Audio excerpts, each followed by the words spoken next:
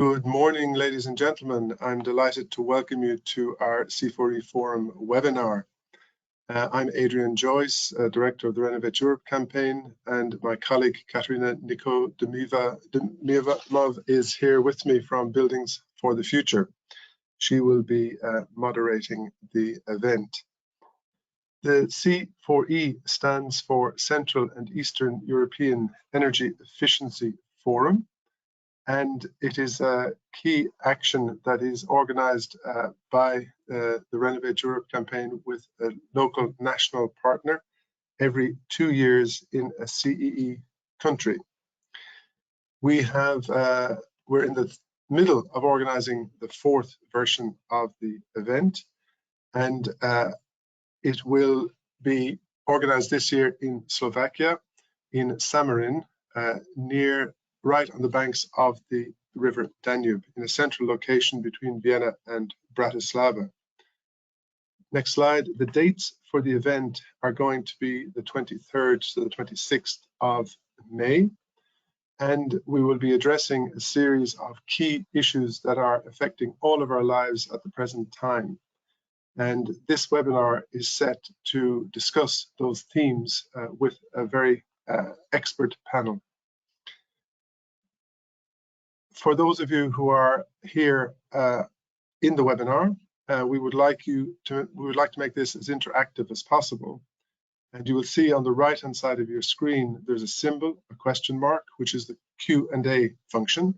So please, during the short verbal presentations and discussion, don't be shy about introducing questions so that we can animate a lively discussion. The C4E Forum event is still in planning, and we have a call for presentations open at the present time. This is a simple and quick process, and we are very keen for actors from across the stakeholder network and the CEE region to come forward with ideas for presentations that can be made at our event. And examples of topics are here listed in the slide that you see. The first 3 are the key themes for the forum this year, and they're followed by other topics like financing, implementation of EU directives, energy poverty, etc. This year also, I wanted to say that we have a fantastic group of sponsors and contributing partners, which for us is an indication of how well the event is perceived in the stakeholder community. In past editions of this event, we've had more than 200 persons present at our events, largely drawn from the CEE region, but not only. And a high percentage of the attendees have come from ministries or government agencies, making it a rather unique event and well worth attending. So with those few words about this year's event, I would like to hand over to my co-organizer, Katarina, who's now going to lead a discussion on the themes of this year's event. Katarina, over to you. Thank you very much, Adrian. And good morning and welcome everyone also from my side. My name is Katarina Nikodemova, and I'm the director of the platform Buildings for the Future based in Slovakia. And as it was already mentioned, we are the co-organizer of the 2023 edition of the C4E in Slovakia this year. I'm very glad we managed to organize this webinar, which really is the opportunity to get a preview of the very important topics that the C4E will be paying attention to. Unfortunately, due to political circumstances, this C4E will be held under quite crucial political situation. We have a real war going on for almost a year in our neighboring country now. We don't know when the war will be over, and this winter was really one with extremely high energy prices. So the agenda of the conference is quite clear. We want to pay attention to energy efficiency in line with key European strategies and legislation. We want to have a look at the actions of the member states and perspectives of the CEE region. And we also want to open the discussion about strategies for rebuilding Ukraine, which already became an EU candidate country in June last year. On the technical information, this was already said, the webinar is being recorded, and I would like to encourage you to participate in the discussion. As attendees, you cannot speak, but you can write a written question in the chat, and I will try to include it in the discussion.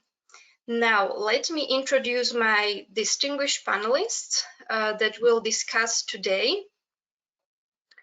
I am very glad that we have Martin Hojsík, member of the European Parliament, Renew Europe. Hello, Martin. Good morning. Pleasure to be here. Thank you for joining. From the Commission, we have Anne Weidenbach directly from Kadri Simpson cabinet. Good morning. Good morning, everyone. From Czech Republic, Buildings 21, we have Director Petr Holub. Good morning. And last but not least, we have Oliver Raff, Executive Director of a well-known BPIE Buildings Performance Institute, Europe. Good morning. Good morning. Good morning. Thank you. So I will open up the discussion. We will see how many questions we will have later on, and we will have Adrian watching the whole webinar, and towards the end, he will be concluding with some closing remarks. So this is the plan for this 1 hour discussion. Martin, I will start with you on a very up-to-date topic that is in interest of all of us who are dealing with energy efficiency of buildings, and then that is the EPBD recast. We know that the vote at the committee was postponed until February with possible plenary vote, we don't know, in February or March. So maybe can you give us an update on the political process and what can we expect regarding the ambitions of the revision? Thank you very much. Indeed, the EPBD is taking longer than I think many of us hoped. It's been not an easy process. The situation is interesting because there was a political deal reached between the majority of the groups before the Christmas, but then in the first shadows meeting after the Christmas, the EPP asked to revisit the package deal.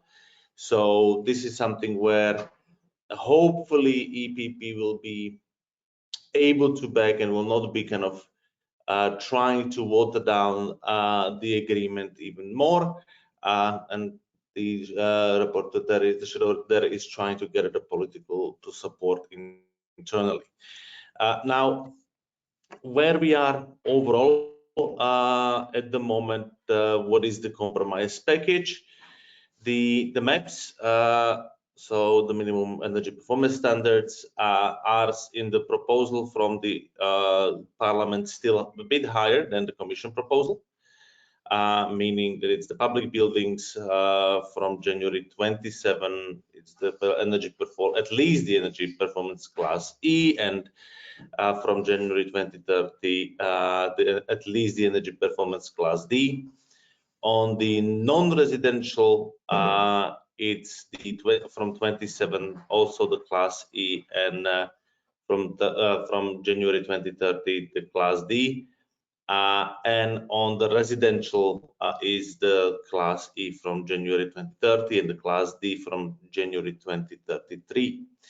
Now, there are lots of derogations for member states to delay implementation or to introduce lower MAPs, including for reasons of economic and technical feasibility and lack of skilled workforce, which has been watering down the legislation. Derogation with an alternative approach to achieve performance improvements, which needs to be approved by the Commission if the member state decides to go this way. and derogations to represent a minimum of 15% buildings obligated in 1C until 35. Now there is a stronger language on skilled workforce and broad exception for historic buildings, and of course revised framework for penalties. The timeline for full review of the directive is foreseen in 2027. Now all these boring technical details, honestly, might be handy for several of you to kind of know what's there in the detail. But I think what is important to realize is the broader framework in which we are. So not just the EPBD, but as Katarina, you mentioned, the Russian aggression in Ukraine and resulting energy crisis, because the Putin regime decided to use the gas as a weapon from actually summer 21 against Europe. And let's not forget the overall climate crisis that we are in the middle of it, which maybe for a number of us felt like a bit of a relief, the warm winter so far because of the energy situation. But we have to realize this is a really, really, really big problem that's getting worse. Now, I think here we should not also forget one important element that's being now talked around a lot in the EU circles, and that's the impact of the Inflation Reduction Act in the US. There is a lot of talk about the risk of the industrialization of Europe because of A, the energy prices, and B, the American subsidies and trying to pull the industry. And here I think the building renovations and the whole green transformation are unique opportunities that we seem to be overlooking, because it's not only about, and it shouldn't be only about, how we are going to renovate our buildings. It should be also accompanied by a solid industrial policy, because the entire supply chain, all the workforce and recent of the workforce are crucial elements. We can take it as, okay, let's just import everything from abroad, or let's try to make sure that we have a solid and very innovative industrial base in Europe, delivering the technologies and the tools and the know-how for, I would not say zero emissions, I would say actually energy positive buildings. And that this is something where we utilize the next generation EU funding, where we utilize the cohesion funding that's being used for climate, where we utilize the revenues from the ETS to actually not only increase the energy performance of our buildings, but have a solid cascading effect throughout the industry. And I think this is something which in the entire discussion I'm missing a bit, and I hope that we can bring it more forward, because this is indeed opportunity for the industrial base across Europe, and something which is, I believe, knowing some of the startups and companies in Slovakia and Central Europe, a brilliant opportunity for our region, and for really more investment and more good jobs, and essentially at the end of the day, I would say much more positive energy bills for the public, because this is now the topic of the day, the energy bills. And if we can give clear hope to people and help them to lower them, this is going to have a very positive impact on so many levels. I have a very quick follow-up question for you. Mm-hmm. Because it was almost a year ago when, after the aggression started on Ukraine, we had a webinar about this topic, and there was a lot of discussion with mostly Slovak stakeholders that yes, this is the opportunity to have a completely new energy system, and we have to do it because this is the real opportunity. We are under pressure and we have to do it. How would you evaluate what have been done in this? Well, specifically in terms of Slovakia, I don't dare to judge now other countries. I'm disappointed, honestly. I'm really sad that the progress hasn't been. There's been limited progress. To pretend that, you know, partial, even not full implementation of the winter package energy for all from back in 2019, which should have been implemented by summer 21 and presented as a big step forward that our economy minister at the time did. Well, he should have implemented, and the minister should have implemented already earlier and much more. We still face massive obstacles in deployment of renewables, really crazy barriers. And I'm not talking barriers in terms of environmental impact assessment, but when you meet with entrepreneurs and they tell you, we have the photovoltaics on the roof, but they don't want to connect us. And it's discussing I was sitting down with them in autumn last year. We should have done much more.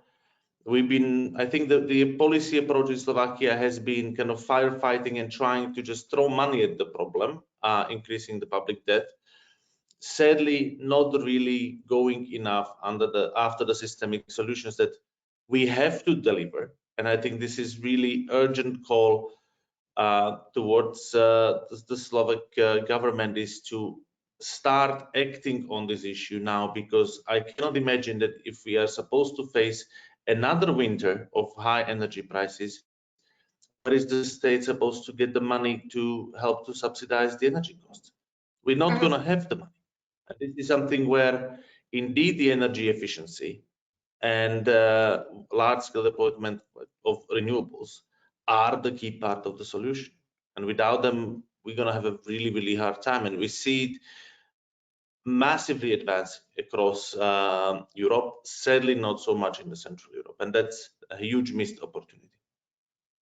Yeah, this is very important what you said, I think. And I think we will come back to these topics in the discussion as well. But let's move to the European Commission now. Ms. Weidenbach, another very up-to-date topic, not only for the Commission, but also for the Member States, is the Recover EU plan. This has a goal to end the EU dependence on Russian fossil fuels. What role will energy efficiency play in this plan? Any update on the Recover? Yes, thanks a lot. Good morning, everyone, and thanks a lot for inviting me. Indeed, I mean, Repower EU for the time being has been discussed a lot regarding measures targeting the supply side. But as you correctly pointed out, and also Martin mentioned, we need structural changes, and in this regard, energy efficiency, especially energy efficiency in building, plays a key role.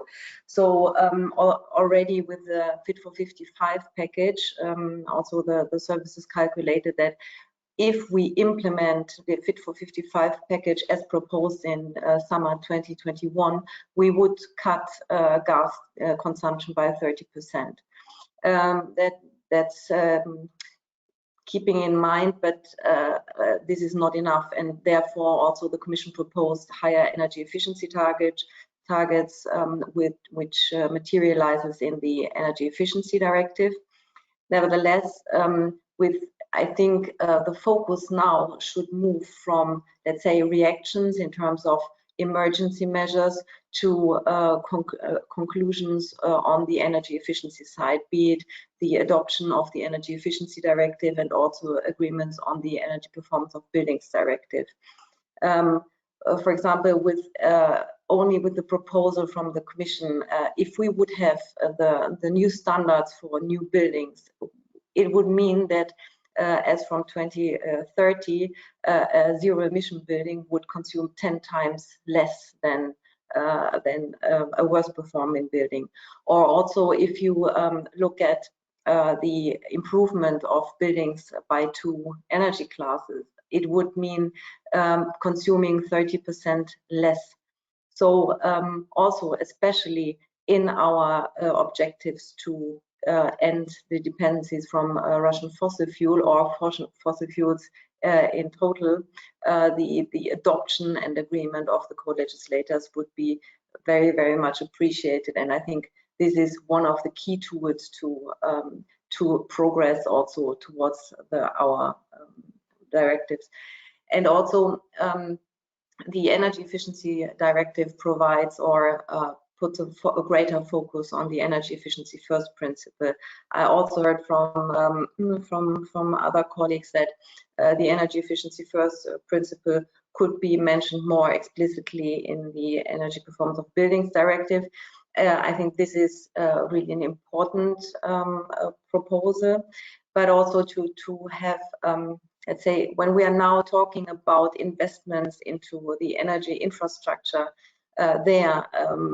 be it in the supply of LNG and to create new grids and infrastructure, we also need to think about how the size of new networks should be, and there the energy performance of buildings is key.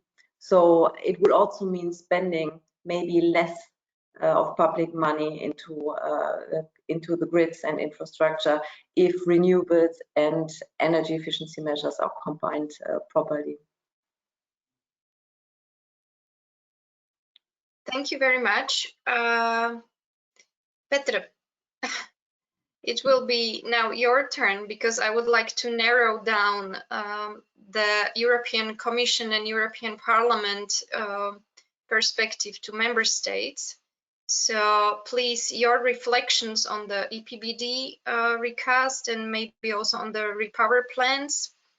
But also a question, how realistic and how achievable are all those ambitions coming from the EU level when it comes to member states implementation? Thanks, Katarina, and hello everyone once more. First, I want to say that I'm really happy that the C4E Forum got a motion. Once we met 7 years ago in Bulgaria, I thought maybe it's a one edition, you know, and now we're planning for the 4th edition. So it's nice to see you online, but we'll be more happy even to see you offline in person in Šamorín in three months' time.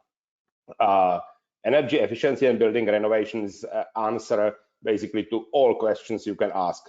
Is it a good measure for a true emission cuts? Yes, it is. Is it a good measure for decreasing reliance on fossil fuels and imported Russian gas? Yes, it is.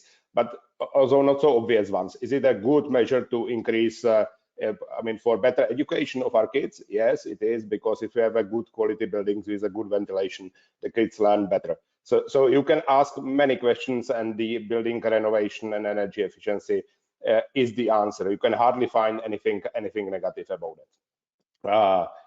Yes, we need to get a national implementation in 27 EU states, or even more importantly, in more states of all the Europe. And when I say national implementation, it's not only the transposition of the framework directives into the national laws. The energy efficiency takes place once the person comes, the craftsman, craftwoman comes to your house and do quality renovation of your house, and you operate the house effectively. So then you get the benefits of the energy efficiency. It's a complex thing, so it's not a one decision of one board, you know, to invest into one large power plant. It's you need to get 20, 30, 40 things right in financial incentives, in advisory services, in regulation. In each country, you need to get it right.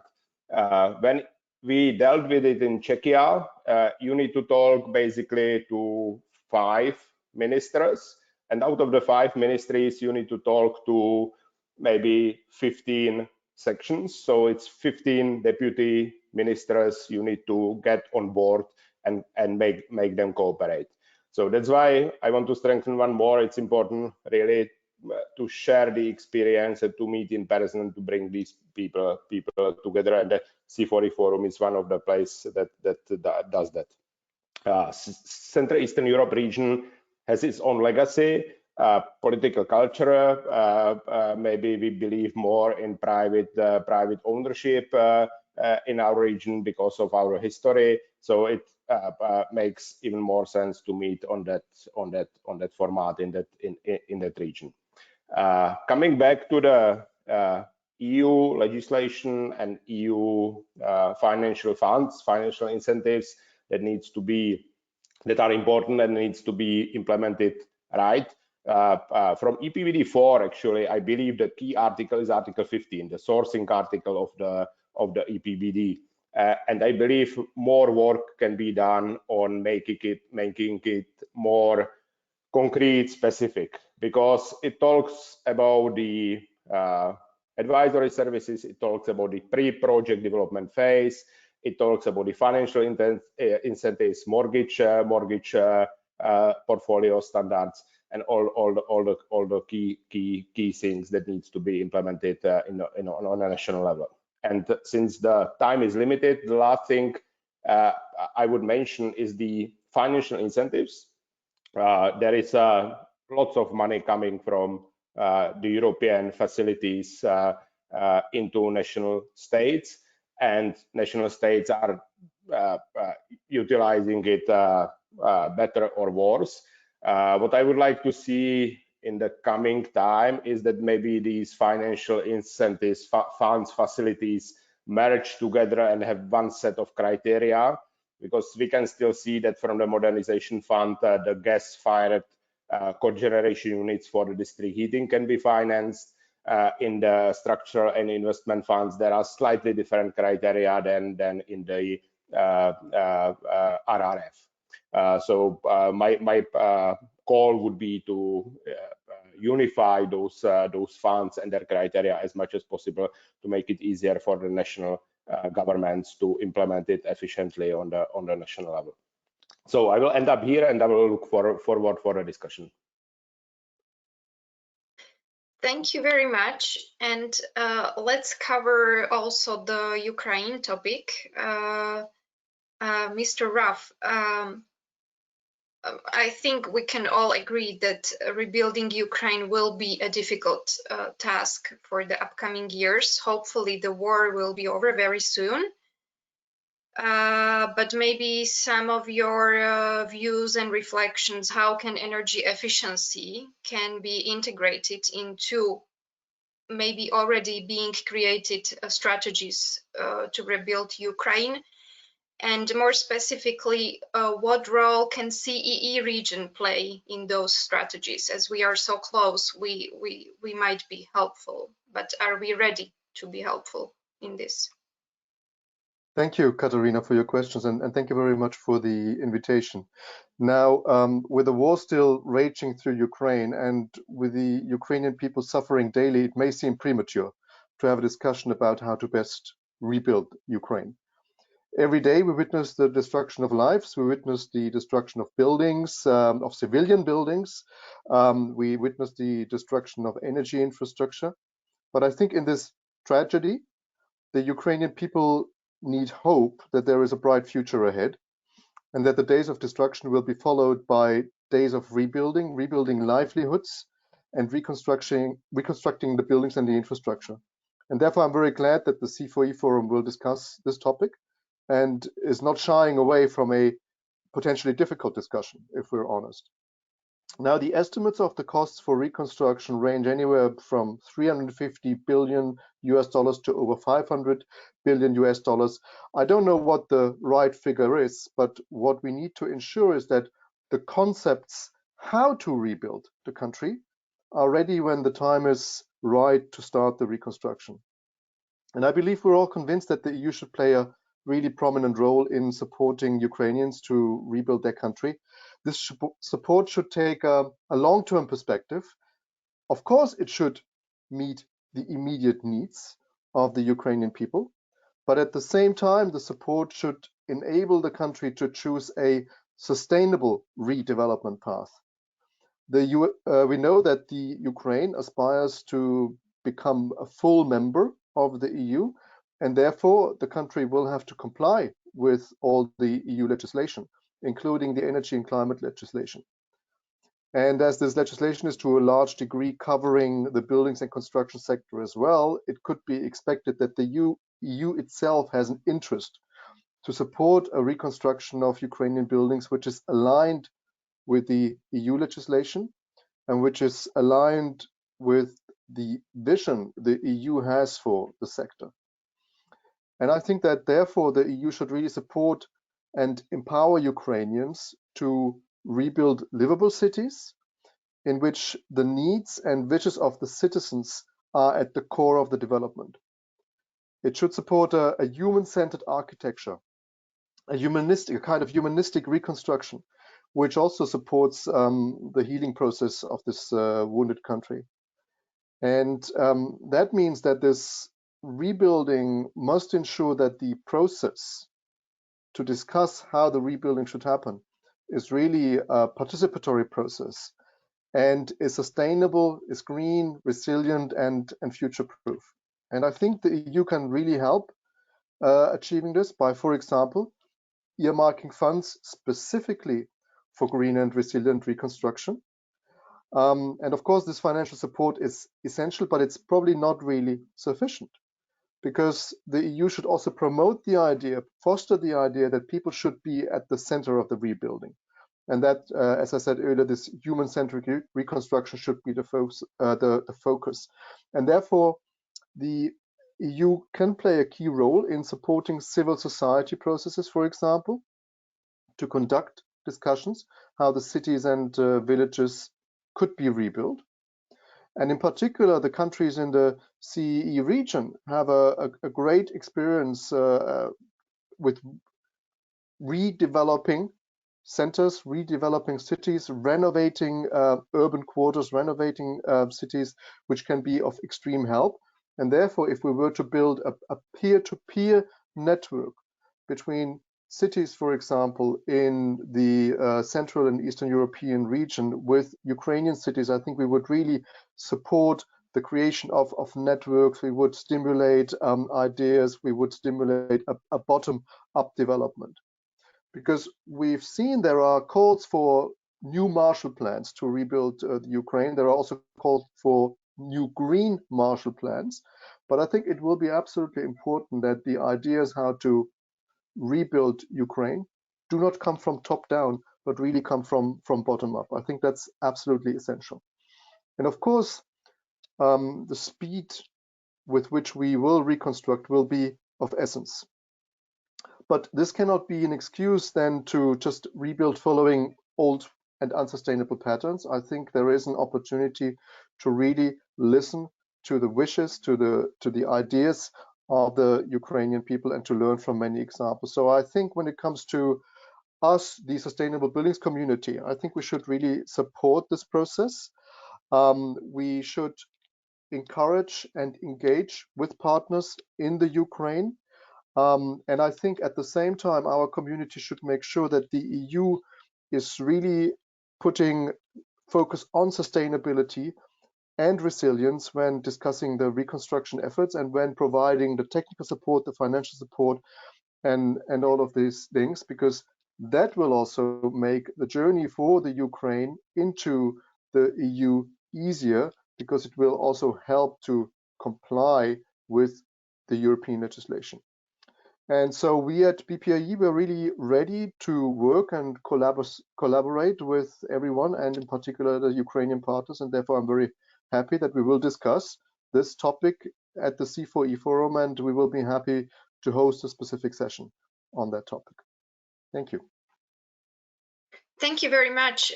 It is indeed a very important topic, and I hope we will manage to organize also a webinar still before the actual C4E conference that will pay more attention to this specific topic. Maybe a short follow-up question to anyone who has an opinion and want to discuss about this topic. Is this really going to be realistic for the CEE region to be helpful when we see that the region itself has so many problems and we are so behind with energy efficiency and green economy? So how can we be helpful when we have our own problems? And as Martin mentioned at the beginning, during the last year, not that many systematic measures happened. It was more about compensations and throwing money at the sectors that were, that suffered the most from high energy prices. So how is this possible? Martin?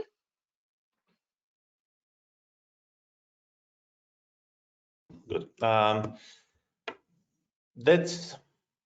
It looks like the impossible, but I think that exactly that's the big opportunity in it. We have to, I believe, really bring it more into the public debate and keep on pushing this as the right way forward. And there is no guarantee it's gonna happen, but unless we try it, it's not gonna happen. And I think this is ultimately what I hope also the conference in Šamorín will help to deliver, that the buildings energy efficiency and the whole energy change will be seen as an opportunity. I think the main difference that we need to achieve is that we should make it not into something that currently the whole energy improvements or the renewable energy are seen often as, oh, the Brussels wants us to do it and we have to do it a bit and pretend that we're doing it.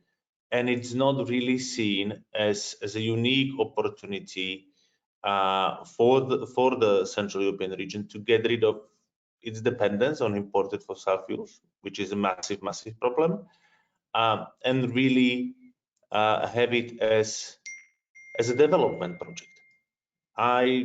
Although I believe that this is crucial thing for the climate, if the reasons why we do it are jobs, energy security prices, I don't care. At the end of the day, what matters is the outcome. And I think it's about how we manage to really influence the public debate. And what would be also great is to be able to showcase examples that worked, examples that are the showcase projects where it's more real, not just kind of academic talk, so to say. And I think more stories and more hands-on experiences will be inspiration, not just for the policymakers, but at the end of the day, also for the people and businesses to go forward with it. We have two more questions from the audience both on Ukraine. So maybe I shoot these two questions and let's see who wants to take them. The first one is about reconstruction of Ukraine. Nowadays, the discussions are mostly about the resource-based opportunity. And the lady is asking, I haven't seen anyone talking about energy efficiency in buildings as a topic.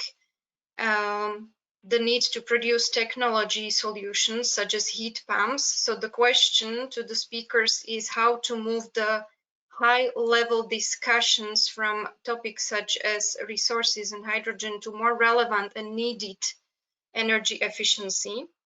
And the other question for Ukraine, how do we start now to build up the capacity of architects, designers, installers, technology suppliers, etc., to start the sustainable planning process now and to integrate the energy efficiency first principle from the very beginning? Oliver. Should I try to answer them? Well, two very important but also not necessarily easy questions. I think the first question, I mean, how do we really start the discussion? Well, we're starting it now. Well, others have already voiced their interest. It's not that we are literally starting it today, but I think we should really promote the idea that we should have a green and resilient reconstruction of Ukraine. But at the same time, we really need to listen to the Ukrainian people, what they want. The worst thing we can do is, sit in Brussels and tell Ukraine what needs to happen. No, that would be absolutely wrong. We need to bring the good examples from many European countries, and we need to discuss them. We should present them. We should really support and stimulate a discussion, as I said, from the bottom up, from the interest groups, from civil societies, from the citizens in the Ukraine, how they want to rebuild their country in a sustainable way. And then we should support that with financial means, with technical help. But I also know that there are many engineers, many architects, many people with the technical skills and capacities in the Ukraine today. So it's not about providing just retraining or training. There are a lot of people who have worked very actively before the war and who I'm sure will work very actively again after the war. But we need to start developing plans so that the concepts are ready on the day when the war ends, hopefully soon, and that we then can move into implementation so that we don't lose time.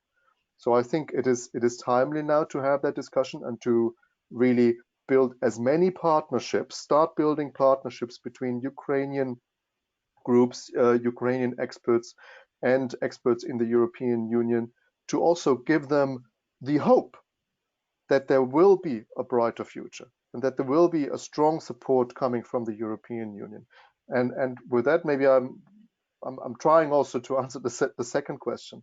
It's about that reaching out with our hands, giving the support, which will be essential to change the debate and provide that positive outlook.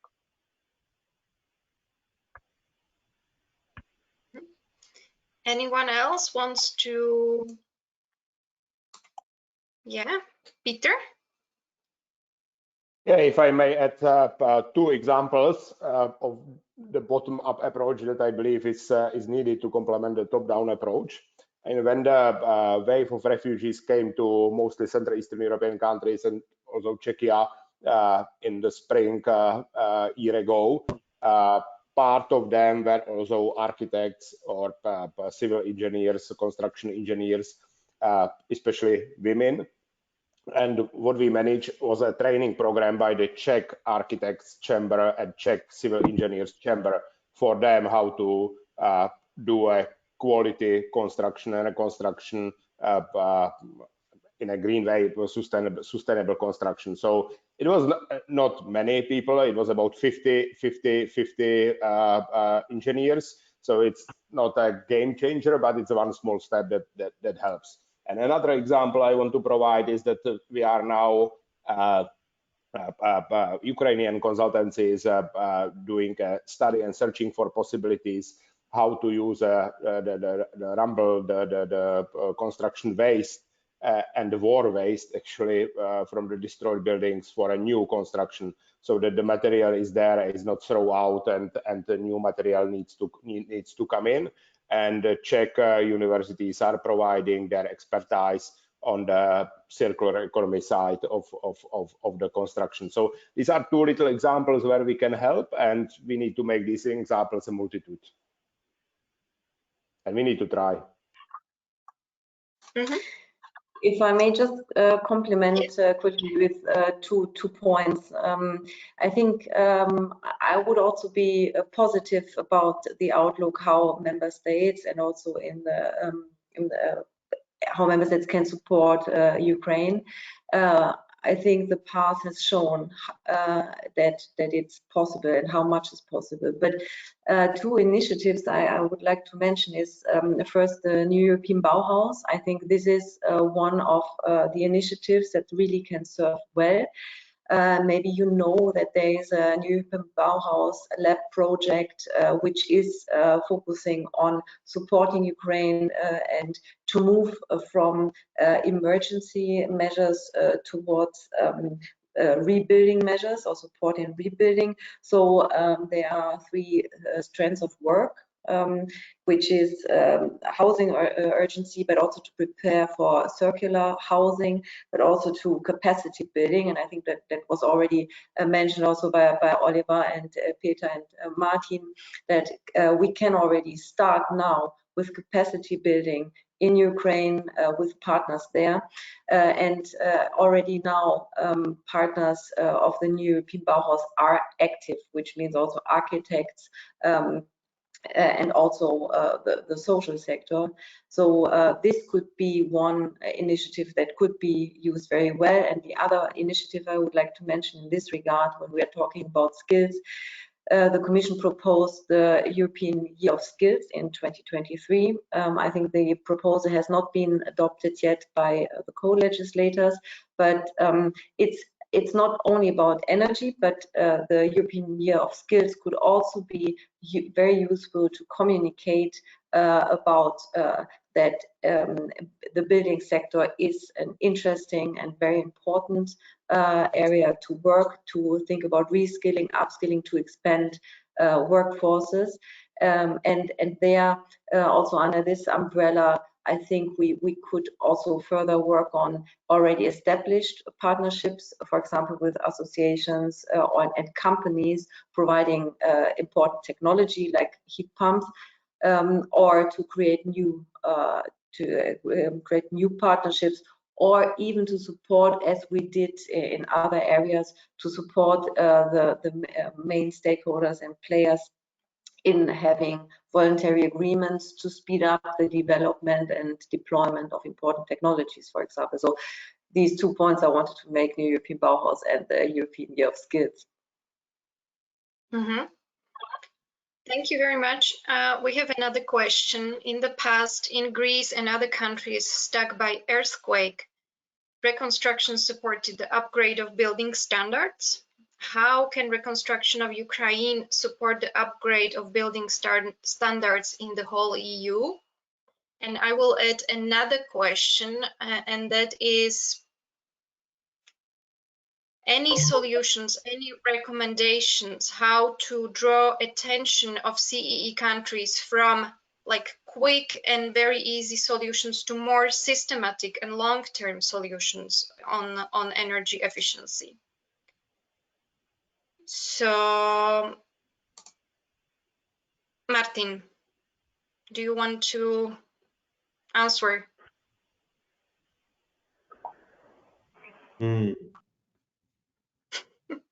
No, you don't.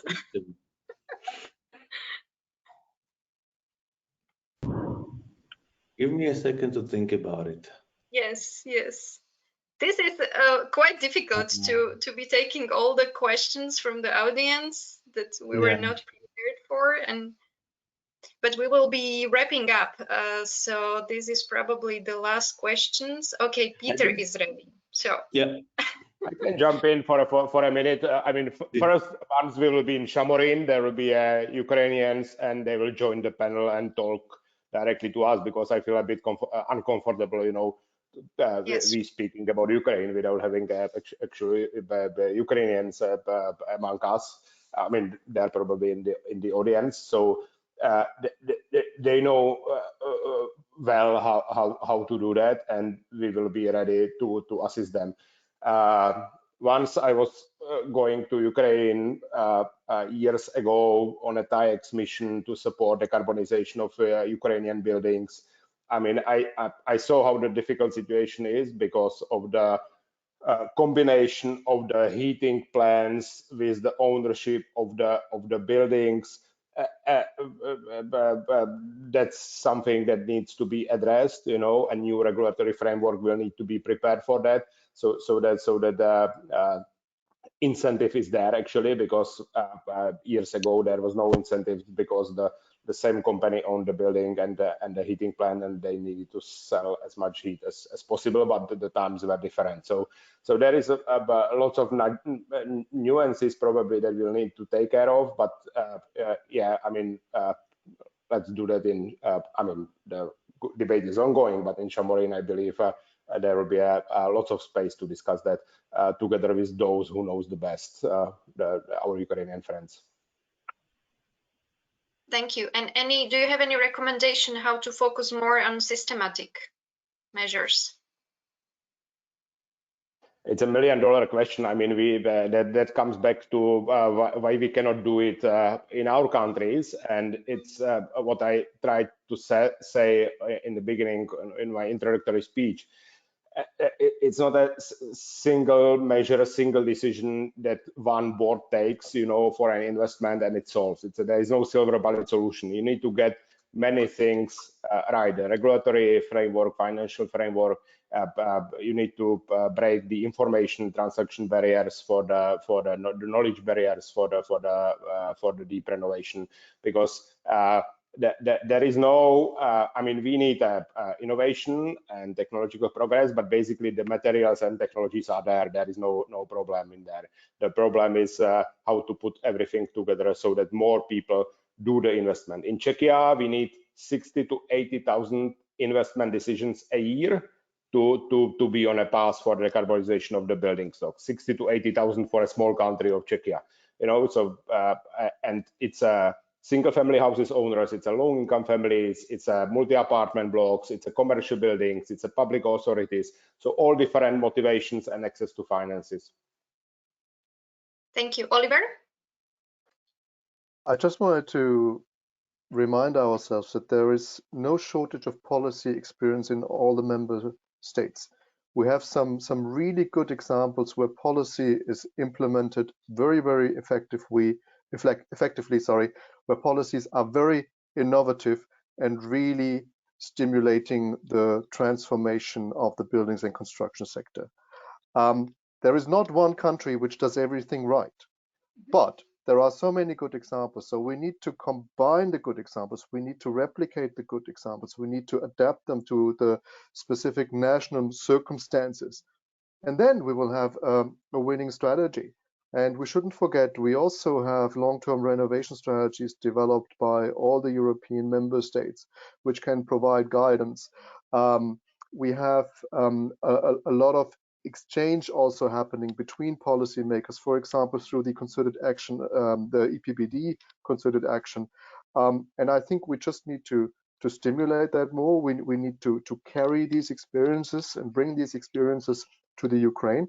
And as Peter rightly said, we shouldn't talk about the Ukraine green and resilient reconstruction without Ukrainians around the table. And as we intend to host a session on this at the C4E Forum, we will definitely make sure that there is a good and sufficient representation of the Ukrainian interests and experts around the table.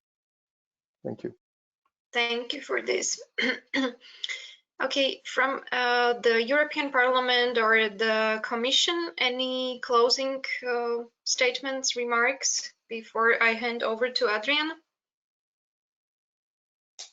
Anna, please go ahead. Okay, good. Well, thank you very much for taking the time and for active participation at this debate. Very appreciated. And thank you to all the participants for watching us, for listening, and for staying until the end of the discussion. I hope to meet all of you at C4E Forum, but we will be reminding the conference in the upcoming month until it actually happens. So I hope to meet you all in person in Šamorín. And Adrian, so now the floor is yours for closing remarks. Thank you very much, Katarina. Can you hear me? I've had some technical problems during the webinar. You can. Great. Thank you. Yes, this has been a wonderful discussion. Thank you to all the panelists. I've listened attentively to what was said. And I guess in closing, I'm struck by the words that were just used by Peter Hollenberg to say, let's get things right. And it makes me realize that the challenges that will be faced in rebuilding Ukraine are somehow merged to the challenges we generally face across the CE region. And it makes great sense to listen to Oliver's words around the need for peer-to-peer networking in order to build on the good experiences, knowledge and skills that we've developed in the challenges that face all of the European Union and its candidate countries. But looking back across the other elements that we've heard this morning, I was also struck by Martin Heusick's concerns around the risk of deindustrialization in Europe. And indeed, it made me think about the topic of strategic autonomy and the need to onshore more industries and more ability within the EU region itself. And something that, as a voice of the industry, I'm very sensitive to. It made me think that in the Renovation Challenge, a more industrialized and digitalized approach could really help with cost effectiveness, quality, and so on moving forward, not just in the rebuilding Ukraine, but in facing the challenges of our own building stock within the 27 EU member states. So that call to action that Martin made for the Slovak government actually applies across the board. And we heard from Anna Riedenbach in the cabinet of Commissioner Simpson that it is definitely time to move away from emergency measures to more structural and long-term measures. And we've noticed that the panel struggled a bit with understanding how to do that. But this peer-to-peer work could really oil the wheels and lubricate that kind of approach. And there was a comment in the questions that supported Anna Wiedenbach's messages around the need for infrastructure upgrading and rebuilding, and that if it's carried out in a framework where energy efficiency first has been rolled out and renewables are ramping up, then we have much less spending that's needed. So a thought there about how to spend wisely moving forward. And Peter Hullog reminded us that building energy renovations answers all these questions. I like that because this is a true message. But he then had two other points that I think are worth bringing back to the surface. One is in the CEE region, private ownership is cherished maybe even more than in the other parts of the European Union, bringing with it specific challenges.